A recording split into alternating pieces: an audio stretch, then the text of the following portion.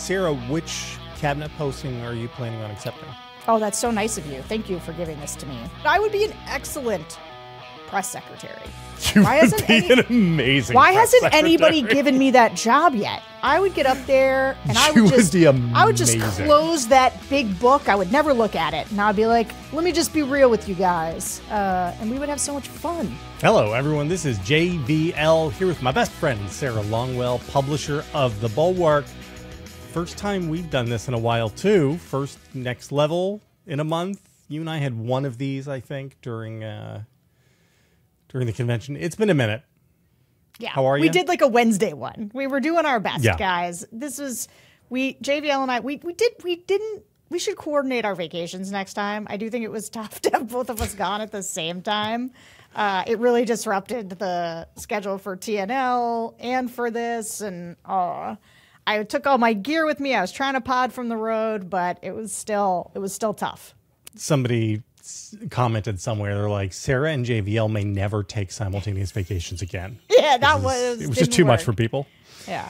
Sorry. We're back. All right, we're back, so and we're not going anywhere till the election. Where do you want? Well, that's not true. You're going to Dallas next week. That's true, to do a live show. Yeah. Big live show in Dallas. Well, we're doing Dallas. I don't know if there are any tickets left. I think we sold out. But if you are in the Dallas area and want to go, drop me an email and I'll see if I can hook you up. I mean, I guess you could go to the site, bulwark.com/events, and look and see if there's like 1 or 2 tickets left. Maybe there's a secondary market where you can get one for like $600. StubHub. Go to StubHub. But it's close enough that anyway, drop me an email and I'll see what I can do if you want to go. To be fair, in Texas, we're doing the Dallas live show, but we're also doing the Texas Tribune. And so I'm doing a live pod with George, and me and Tim are going to be, I think we're on with Amanda, actually. I think we're doing a panel with Amanda. That's awesome. I'm not 100% certain about that, but I think so. Now I'm jelly. All right, so where do you want to start? Do you want to start with part 2 of our What is Conservatism conversation? Do you want to start with the CNN Dana bash? I'm sorry, why is it Dana and not Dana? She gets to, I don't know, ask her parents. It's however she wants it to be. It's spelled Dana, isn't it? Yeah. And I always have to catch myself, be like, no, it's Dana bash. It's a lot of extra work for me personally. I'm sorry this is happening to you. That interview, and there's Trump Arlington Cemetery stuff, which I've written about today, which you might like if you read it. Let's do the What is Conservatism? Like, do your newsletter and start. Wait, you want to start with that? You don't want to start with the interview? Let's start with the interview. You're right. You're right. Start with the interview. All right. Kamala Harris sat down with Tim Walz, who is evidently 8.5 feet tall. Jeez. And he's not actually 8 feet tall. This is it was terrible production value. So bad, the production value. I care. I'm mad about this. This is. I don't think vacation. On behalf of vertically challenged people everywhere, you are outraged at how the vice president was treated. Let me just tell you, this is exactly. Get her some phone books. Do you know why Abigail Spanberger is going to be president one day? Because she's tall. Because she's tall. And whenever I'm with her and I always like make her take a selfie, she's like a full head and a half taller than I am. And when I look at her, I get so jealous because I'm like, if I had your height, I would be president right now. And just tall people have such an advantage. And if you are running for president, you do not let them sit you so that you are 12 inches lower in your seat than your vice president. Like, yeah, get a taller chair. Yeah. I couldn't. I've got some notes for the team, and it starts with the height issue because that is immediately apparent. Also, though, I would just say from a production standpoint, overall, the table that they were sitting at. So she's kind of like hunched in a little like a way that is, I think, has not to do with her stature, but to do with the way that they were sitting. I recall I was doing something once with Judy Woodruff for PBS, and she sits ramrod straight. So they had these horrible high stools, and then when you look at me, because I don't have ramrod straight posture, I'm just sort of like, I don't know, I look like a bowl of jelly sitting on a chair.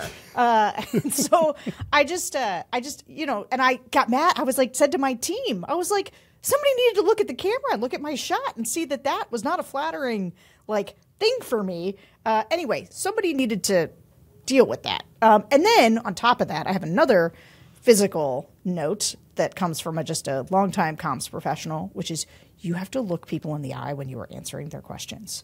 She looks down, and it conveys a level of uncertainty about your answer when you are looking down. Now, you could look down for short bursts of time, right? I looked down sometimes, and it is when you're gathering your thoughts, right? There's like a way that you're like, if I'm looking right at you, that conveys a lot of confidence, but sometimes I have to break eye contact and like center my thinking.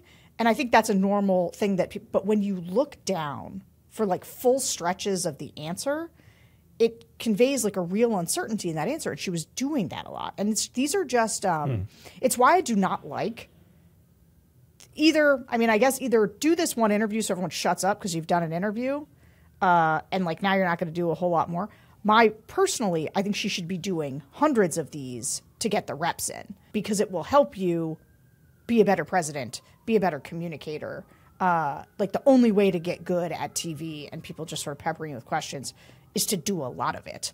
And I think that there's like a real debate over what she has time to do in these moments. And so like, why not, go stump and do big rallies in the swing states? I think that's true. But I still think like quick interviews, local TV, all, lots of different types, do the cooking channel, whatever, but like get your reps in because it is important to be able to do that as just a political athlete. Yeah, that's an excellent point. All right, let's talk what did briefly. You think?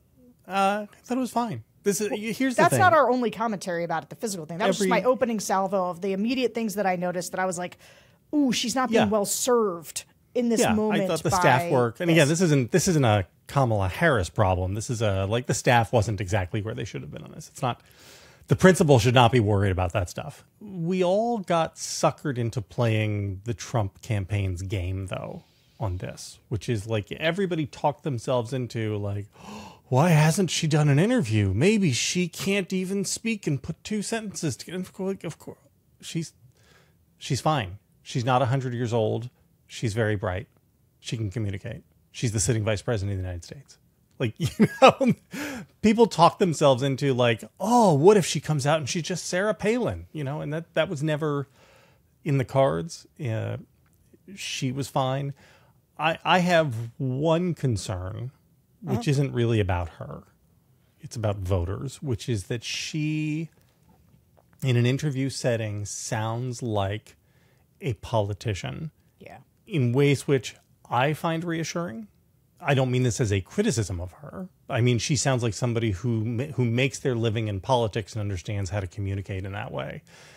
And so it doesn't code as authenticity with a capital A the way Trump's bumbling does, right? And I do worry a little bit about that when she is just talking not extemporaneous, when she's doing her stump speech, she can code more as celebrity and less as I mean, she's still a politician, but she's a political celebrity. Yeah. And that's good for her.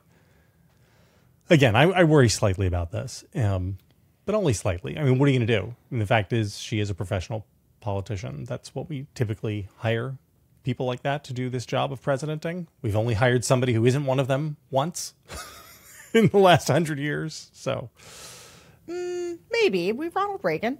Yeah, but he'd been like a governor. I mean, by the time he got to the presidency, like he communicated like a politician, a very gifted politician. Yeah. Like it isn't the game show host who just says stuff. That's true. I do think like the touch of star power is very powerful for a politician. Obama had it. Clinton had it. I don't know if I'd exactly say W had it, but he had something.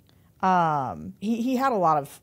Sometimes I look back at some of the W stuff because I was in college and so I just wasn't like on politics the way that I am now. But sometimes when I see him like landing a plane on a aircraft carrier and like being in the jumpsuit or him throwing that pitch out on 9/11. He had a lot of swagger.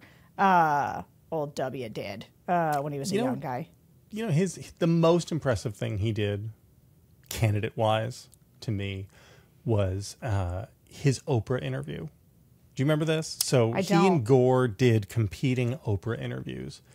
And Gore was, you know, like stiff, formal Al Gore robot guy.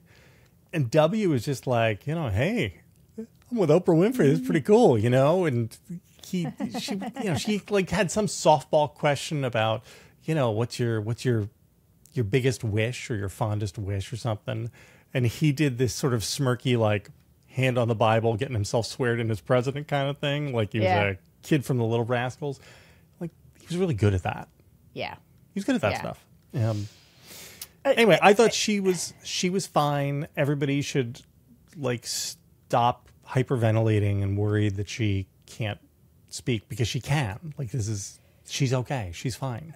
She was fine. Yeah. I agree. Fine. Fine is the word that I would use. I think that fine oftentimes is, you know, that code's a little, like, it's not good, not great, but fine. And I just, hey, I would have liked it if she was great.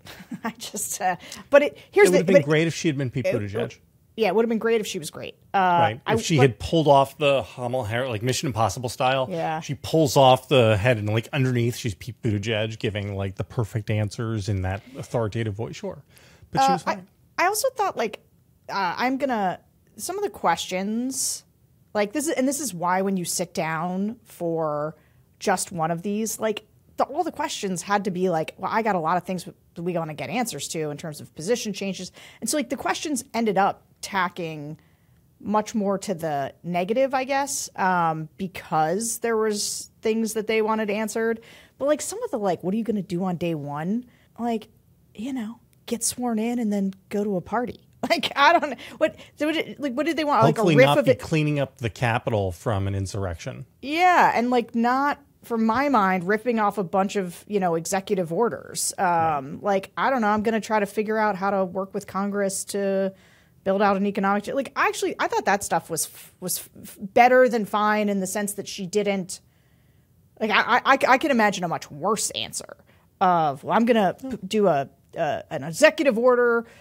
I don't know what is packing the court, or you know, we're going to do something about drill, the Supreme baby, Court. drill. I'm gonna be a dictator on day one, Dana.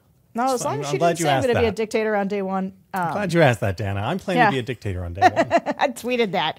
I was like, well, the answer wasn't, you know, the answer was, what are you going to be on day one? Wasn't be a dictator. And so, you know, already ahead. She did make news.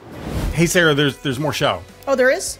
Yeah. Are we still talking? We have more talking? Yeah, we're still talking. The talking goes on. But that's only for the people who are inside the Velvet Rope, the Bulwark Plus members. Oh, they got to subscribe. Yeah. Tell them to subscribe. Tell the people, You should subscribe, Sarah. guys. Why wouldn't you subscribe? You get all kinds of things. You get some extra me and JVL. You get some extra me and George Conway. You get JVL's Triad. This is one of the best things the Bulwark offers. I read it at least once or twice a week. Yes. Go and subscribe. We'd love to have you.